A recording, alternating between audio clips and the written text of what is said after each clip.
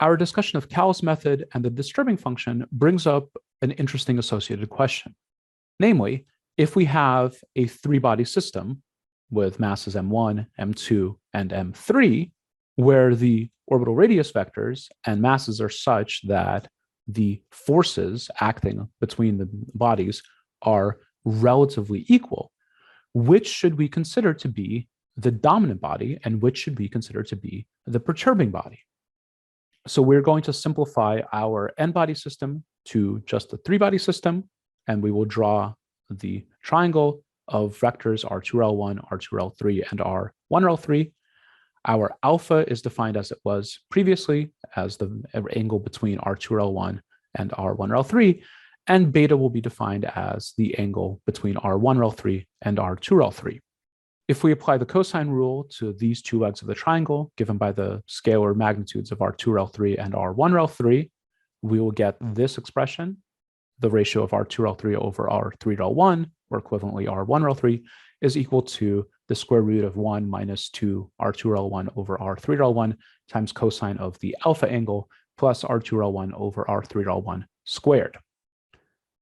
If we apply the cosine rule twice to the opposite legs of the triangle, then we can find that cosine beta is equal to R3L1 over R2L3 minus R2L1 over R2L3 times cosine alpha. Again, as usual, I would urge you to verify this. It is a useful exercise in making sure that you have the geometry of the system fully down in your head. Given this setup, how do we determine the answer to this question? Well, we can write two different sets of differential equations. The first, which looks exactly like the equations that we've previously written, treats M1 as the dominant body, as we have before. So we have the two-body differential equation for the motion of mass M2 about mass M1. The second derivative of R2L1 is equal to the gravitational parameter of the M1, M2 system divided by norm R2L1 cubed in the R2L1 direction. And this will equal the perturbing force, which is composed of the interaction between bodies 2 and 3 and body 3 and 1. We can write exactly the same differential equation, except now treating M3 as the dominant body. And so now we are considering the motion of M2 about M3. And literally all that happens is that all of the 1 indices in this first equation flip to 3 indices, and we get this new central body term and this new perturbing term. In order to determine which body is dominant, we are going to compare the magnitudes of the perturbing forces. So we are going to look at the ratio of the magnitude of the perturbing force to the central force in the case where we've assumed M1 to be dominant, and we are going to compare the magnitude of the perturbing force to the central force in the case where we consider M3 to be dominant. So we are literally going to write this quantity divided by this quantity, and also this quantity divided by this quantity. In the first case, when we FOIL everything out, we get this rather horrible looking expression where we've made the substitution for the two law of cosines terms that we've previously found, and we can get an equivalent form for this term as well. So far, this is all just a lot of really ugly and messy algebra. A few specific things to note is that in the case of the M1 dominant expression, we end up with a leading term of R2L1 over R2L3 quantity squared, and we are going to write this as R2L1 over R3L1 squared over R2L3 over R3L1 also squared. So we're introducing these two R3L1 squared terms which cancel, but which are going to be useful for us in our next step. In the case where M3 is dominant, we similarly get a term of R2L3 over R2L1, and we will also introduce these two R3L1 terms squared. What we're looking for is the intersection between these two sets of equations. And what that will give us, hopefully, is a location in space where these ratios are balanced. And then we can use that as a metric of deciding whether M1 is dominant for a particular configuration or whether M3 is dominant. So let's see what happens when we equate these two expressions. We can pull out a term of R2L1 over R3L1 quantity to the fourth And what remains is all of this ghastly mess. We can evaluate this, but as a general diagnostic tool, this is really not hugely useful. So what we're going to do is see if we can simplify this a bit, and we're going to make a couple of simplifying assumptions. We're going to say that M2 is much smaller than M1 and M3, and we're going to say that if M3 is more massive than M1, then R2L1 has to be much smaller than R3L1, which makes sense because otherwise M1 and M2 would just not be gravitationally bound at all. And so what that means is that in this case, we can write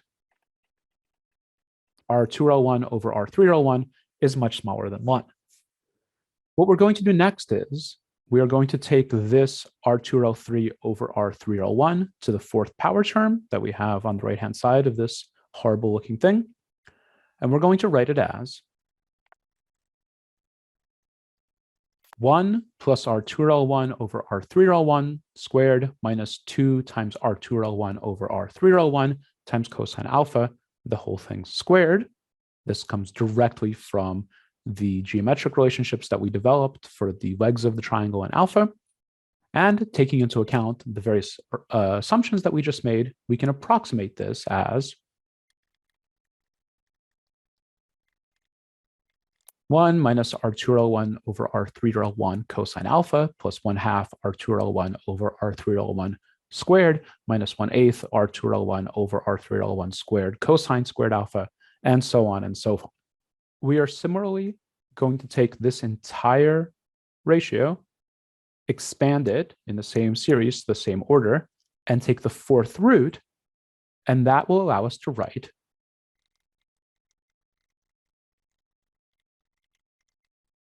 where obviously we have skipped a few simplifying steps, but we're employing exactly the same series strategies that we just brought to bear when looking at the disturbing function. This term here is strictly bounded to the range of 1 and approximately 1.15. That is 1 plus 3 cosine squared alpha to the 1/10th power will always be greater than or equal to 1 and will always be approximately less than 1.15. And this term here, 2/5 cosine alpha times the quantity 1 plus 6 cosine squared alpha over 1 plus 3 cosine squared alpha is itself very, very small for all values of alpha, which you can verify numerically. And so if we neglect both of these terms, what that leaves us is that the ratio of R2L1 over R3L1 is equal to the ratio of masses M3 to M1 to the negative 2/5 power. And from this, we define what is known as the radius of the sphere of influence. And this is most frequently employed when describing the radius of influence of a planet. So in the solar system, a planet can be considered to be the dominant body for a moon or a spacecraft or any other piece of mass in the vicinity of the planet if that third mass lies within the radius given by the semi-major axis of that planet's orbit about the sun times the ratio of mass of the planet to the sun to the 2/5 power. You have just seen all of the various approximations that go into writing this down. So again, this should be taken, like all such diagnostic tools, with a fairly large grain of salt. But if you are well within the sphere of influence, then chances are very good that you are in orbit around the body whose sphere of influence you just calculated. And if you are anywhere near or outside that sphere of influence, you are very likely to actually be in orbit around whatever external perturber, say the sun, you considered in the calculation of this radius. Remember that we've already defined one such diagnostic tool via the Hill sphere, which was given by the location of the L1 point in a 3-body system. This is a different quantity and leads to different predictions. This radius, the sphere of influence radius, is the radius within which you should consider a body to be dominating versus perturbing. The Hill sphere was a much tighter radius, which gives the locus of stable orbits around that body.